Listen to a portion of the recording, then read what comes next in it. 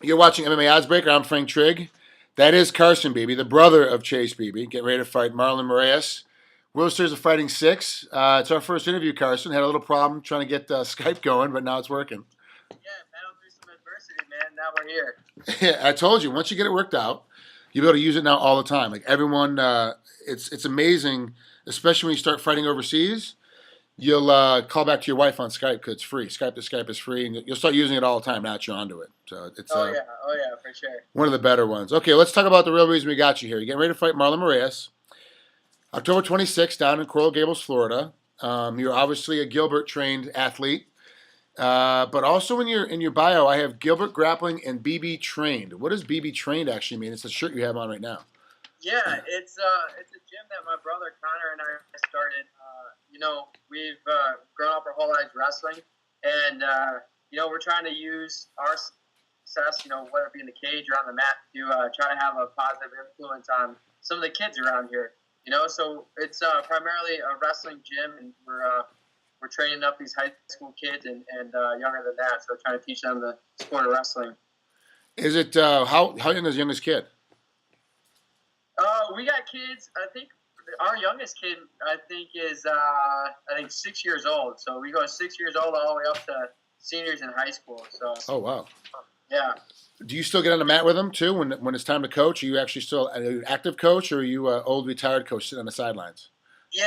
Well, when it's in the middle of training camps, it's a little bit harder to get in there with them. But yeah, my brother and I both definitely scrap with the little guys and some of the bigger guys, man. These high school guys are tough, man. They'll take it to you, especially when you haven't been wrestling for a while. I know, especially because they're wanting to get their bones made. They want to go in. Oh, look what I just took down a Beebe. Look what happened. I put him on his back. Like they're doing this whole thing, and it's Yeah, like, come and on, kids, slow down. then you got to choke them out, let them know who's the man. You put a quick head and arm front headlock on them, just squeeze a little bit longer than you're supposed to. They tend to learn real quick. Yeah, exactly. Are you a tape watcher when you get ready for your fights? You watch your opponent's tape. Yeah, I do. I try to limit how much tape I watch. I'll usually watch the most relevant fights, maybe 2 or 3 times. But I don't want to focus too much on my opponent. It's good to know like where his strengths are, but I don't want to base my whole game plan around him. Well, let's talk about Marlon Moraes. Break him down as a fighter. For people at home that haven't seen him yet, how do you see him as a fighter coming into the cage? Well, most of his fights have spent the majority of them on his feet. So, and that's where he's his best. He's really good on his feet. He's got great kicks, powerful punches. The most of the guys who have fought him in the World Series have pretty much just stood with him. So, well, I'm not really sure how good he is on the ground, but we'll probably find out. He comes in with 11-4-1 record. You have a 14-2 record. So paper wise, back in the day, it'd be like, oh well, Carson's way better. He's only got 2 losses. The guy's got 4 losses. But the game has changed in the last 5 years, where records don't mean anything. You can have a guy that has a losing record, could be fighting for a title, because he just gets on that win streak. Now you lost 2 fights ago to Ronaldo Vascario. He lost by decision. What happened in that fight? Did you just get outworked and out techniqued, or was there some other injury or something else that went on beforehand? No, it was a tough fight. I mean, that fight could have gone either way. The guy was really tough. We scrapped everywhere. We scrapped on the ground. We scrapped on our feet. It was kind of tough because I was in school training and primarily just wrestling, so I didn't have my MMA team with me. Not making any excuses. It was a tough fight, and I learned a lot from it. But that fight could have gone either way. Real tough opponent. We ended up just not getting the W there. So hold on, you said you were in school? Yeah. What were you doing? I was down at Lindenwood, Belleville, training with the wrestling team, and that was pretty much what I was doing, man, for training. I was just wrestling.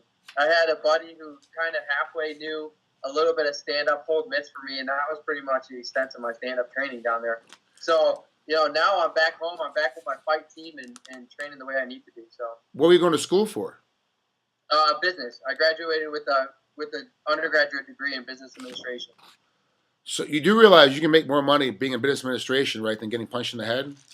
Yeah, I'm trying to do both right now. I'm working as a financial consultant and also fighting too. I just love MMA so much, man. I don't do it for the money. I love getting in the cage. I love testing myself. and I love putting on a show. So it's gonna be hard to get that one out of me. Does your wife work as well?